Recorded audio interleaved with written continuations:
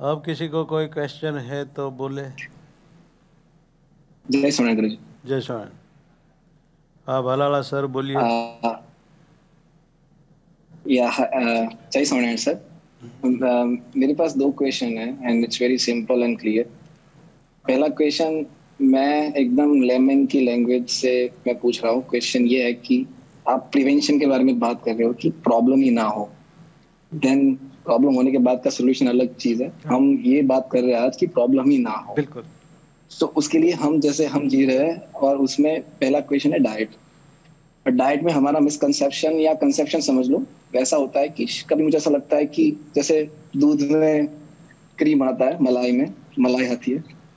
सो cents के लिए I am very concern about it कि जैसे संत गण है आपके सामने, उनके पास भी ये क्वेश्चन होता है कि भाई दूध में मलाई वाला दूध पियेंगे तो शायद कोलेस्ट्रॉल बढ़ जाएगा। मेरा कंसेप्शन ऐसा है, बिल्कुल ऐसा इतना ज्यादा नहीं होगा इफेक्ट, हालांकि न्यूट्रिशन लेवल पे बेनिफिट ज्यादा होगा, वो मेरा सोचना है।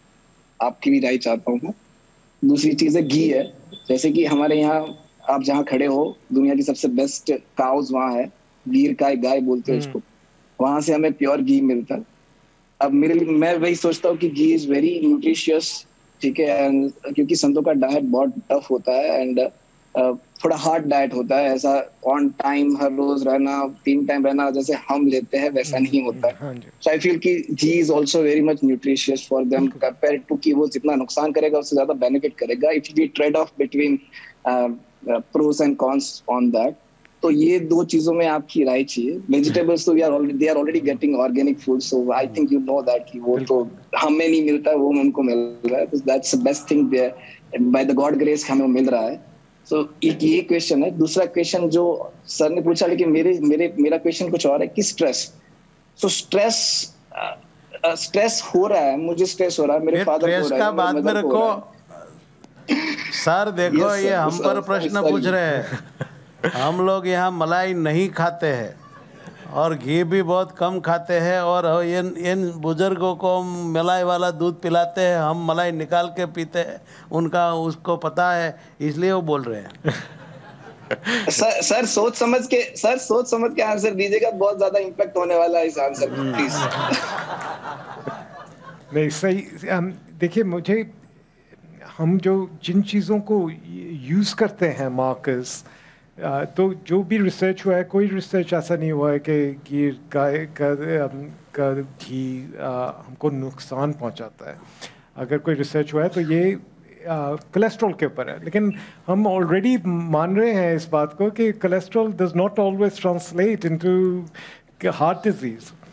कितने लोग हैं, 75% जिनके को हार्ट अटैक्स होता है, जिनका कोलेस्ट्रॉल हाई नहीं होता है। और ज़्यादा प्रॉब्लम प्रोसेसिंग और रिफाइनिंग की है, वेजिटेबल ऑयल्स एक्सेट्रा। तो जो शुद्ध चीज़ निकल रही है उसमें मैं अपने आप के लिए मैंने तो आज खाया है और मुझे अच्छा भी लगा, और मैं खाऊंगा भी, कल भी खाऊंगा। तब तो हम भी शुरू कर देंगे साहब। तो मुझे कोई प्रॉब्लम नहीं लगी इसमें। देखो हमारे दूध में से जो मलाई निकाल देते हो वो कल से बंद करो ना रहता। मलाई निकाल के हम साधु लोगों को दूध पिलाते हो और आप सब लोग मलाई वाले दूध पीते हो। जो साहब कहते हैं कि मलाई का प्रॉब्लम नहीं है, ये प्रोसेस किया हुआ तेल है वगैरह है, उनका प्रॉब्लम है। जहाँ तक मुझे ज्ञान है इस बात का, तो मुझे लगता है कि हर चीज़ मॉडरेशन में करनी चाहिए।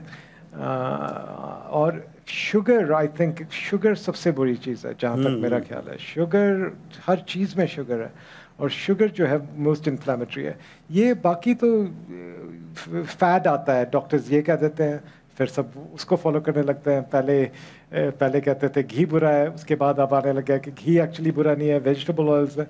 तो आप अपने आप को, जहाँ तक मुझे लगता है कि आप लाइफ मॉडरेशन में लीजिए, हर चीज़ में थोड़ा सा ध्यान रखिए कि ठीक है, मुझे जितना स्ट्रेस है तो उससे मुझे कुछ ज़्यादा बेनिफिट नहीं होगा लॉन्ग टर्म में। और अगर आपको लग रहा है कि मैं खा रहा हूँ, रोज़ खा रहा हूँ, मैं मोटा हो रहा हूँ, मुझे चलने में सांस फूल जाते हैं क्योंकि मैं उतना मोटा हूँ, तो दैट टेल्स यू कि जो आप कर रहे हैं आपके लिए, आपकी हेल्थ के लिए अच्छा नहीं है। लेकिन अगर आप अच्छा बॉडी वेट मेंटेन कर रहे हैं, आप हेल्दी हैं, आप कर रहे हैं, तो मुझे तो कोई प्रॉब्लम नहीं लगती उसमें।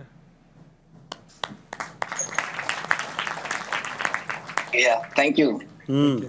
अच्छा हो So गया। I think summary of your yes गुरुजी। आपकी इच्छा अनुसार हो गया। हाँ थैंक यू गुरुजी। अब जो दूसरा देखो क्वेश्चन मेरा मैं देखो पूछूं मलाई और घी खाने की छुट्टी मिल गई ना। अब स्ट्रेस के बारे में पूछिए। हाँ हाँ, सो स्ट्रेस के बारे में मेरा क्वेश्चन ये है सर कि मेरे आजू बाजू में मेरे पापा है, मेरे मम्मी है या मेरे वाइफ है या जो भी है, उनको स्ट्रेस है। तो इंडिया में स्ट्रेस के बारे में पता नहीं चल पाता है और हम जनरली स्ट्रेस किसी को है तो कोई बोलता है मेरे को बहुत टेंशन है, मेरे को स्ट्रेस है, तो हम बोले कुछ स्ट्रेस नहीं है, तेरा दिमाग ठीक नहीं है, तेरी कैपेसिटी नहीं है, तो या छोटी छोटी बातों में स्ट्रेस लिया करता है। शायद जैसे आपने बोला कि हर इंडिविजुअल अलग है, बिल्कुल, हर every human being has a different capacity, उसकी स्ट्रेस झेलने की कैपेसिटी अलग है। तो उसको रियल में स्ट्रेस है कि नहीं है?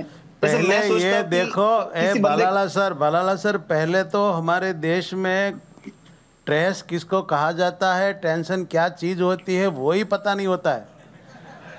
यस यस किसी को भी हम पूछते हैं आपको स्ट्रेस है, कुछ नहीं, मेरे को क्या स्ट्रेस है, ऐसा ही बोल देते हैं। बाद में धीरे धीरे उनको समझाते हैं कि इसको स्ट्रेस कहते हैं, इसको स्ट्रेस, तो ऐसा तो मुझको है। बाद में मानते हैं कि हमको स्ट्रेस है। जिसको स्ट्रेस है नहीं, फिर भी वो सहानुभूति प्राप्त करने के लिए स्ट्रेस दिखाते होंगे। किसी को बिल्कुल शरीर ठीक होता है, फिर भी आराम के लिए वो बताता है मुझको ये होता है, ये होता है, क्योंकि बीमारी स्वीकार ले तो सबकी सहानुभूति मिलती है, थोड़े दिन रेस्ट मिलता है। ऐसा स्त्री जगत में ज़्यादातर होता है। राइट राइट गुरुजी। तो इसके लक्षण क्या है सर? देखिए, स्ट्रेस ऐसी चीज़ है जो हर आदमी के लाइफ में कभी कभी तो आती है, और उसको कभी उसमें हमारे कंट्रोल में नहीं होता। लेकिन वो जो क्रॉनिक स्ट्रेस है, जो क्रॉनिक स्ट्रेस है, वो एक तो ड्रिवन उससे है कि लोग फ्यूचर का सोचते रहते हैं, तो उससे एंग्जाइटी बढ़ती है, और या वो पास्ट का सोचते रहते हैं, उससे भी उनको डिप्रेशन ये होता है। जो आदमी आज का सोचे और पीछे का छोड़ दे और आगे का जो होना है, वही मुझे जहाँ तक लगता है वही मेडिटेशन होती है, माइंडफुलनेस होती है कि भाई हम इस वक्त जो है वो है और उसको मैं एंजॉय करूँगा, जो सांस ले रहा हूँ मैं अच्छी तरह लूँगा। अगर वो कर सके, आदमी स्लो डाउन हो जाए थोड़ा, तो उसको ऑटोमेटिकली पता लगेगा। आपको पता लग जाएगा, आप अगर हॉलीडे पे जाएंगे तो आपको पता लग जाएगा कि आपका कितना स्ट्रेस था। तो इसलिए स्ट्रेस बड़ी मुश्किल चीज़ है कंट्रोल करनी। लेकिन यहाँ मैं एक चीज़ कहूँगा कि जो फ्यूचर का है, जो अनसर्टेनिटी है, उसका एक हल है अनसर्टेनिटी का, और वो है फेथ। अनसर्टेनिटी का ऑपोजिट है फेथ। जब हम अनसर्टन हो जाते हैं तो हमारा फेथ, हमारी बिलीफ के गॉड में, डिवोशन, इससे हल मिलता है हमारी अनसर्टेनिटी को। तो अनसर्टेनिटी का हमेशा ऑपोजिट जो है, इट इज़ फेथ। और यही लोग करते हैं और उनसे उनकी अनसर्टेनिटी चली जाती है। तो फेथ इज़ वेरी इंपॉर्टेंट। जो लोग यहाँ इस आश्रम में करते हैं, that is very important for mental peace. और हम लाइफ में इंस्टिल करनी चाहिए ये meditation, mindfulness, faith in something. वो करेंगे तो थोड़ा कम होगा स्ट्रेस। बाकी तो समटाइम्स हमारे कंट्रोल में नहीं है। लेकिन अगेन मैं ये कहूँगा कि जहाँ भी पॉसिबल, अगर आप ये केयरिंग, शेयरिंग और बीइंग ग्रेटफुल वाली बातें सोचेंगे तो आपका स्ट्रेस आपकी लाइफ में थोड़ा सा कम होगा। ये चीज़ें मुझे नहीं लगता कि आपको ये सोचना चाहिए कि स्ट्रेस है तो करूँगा। ये आपको अपनी लाइफ में लाना ही चाहिए, क्योंकि जो भी है इसके बेनिफिट्स बहुत होंगे आपकी लाइफ में। आपकी क्वालिटी ऑफ लाइफ इंप्रूव होगी। क्वालिटी ऑफ लाइफ तो हम उसी वक्त रियलाइज़ कर लेंगे कि मैंने जब से ये करना शुरू किया है, तब से मैं खुश हूँ।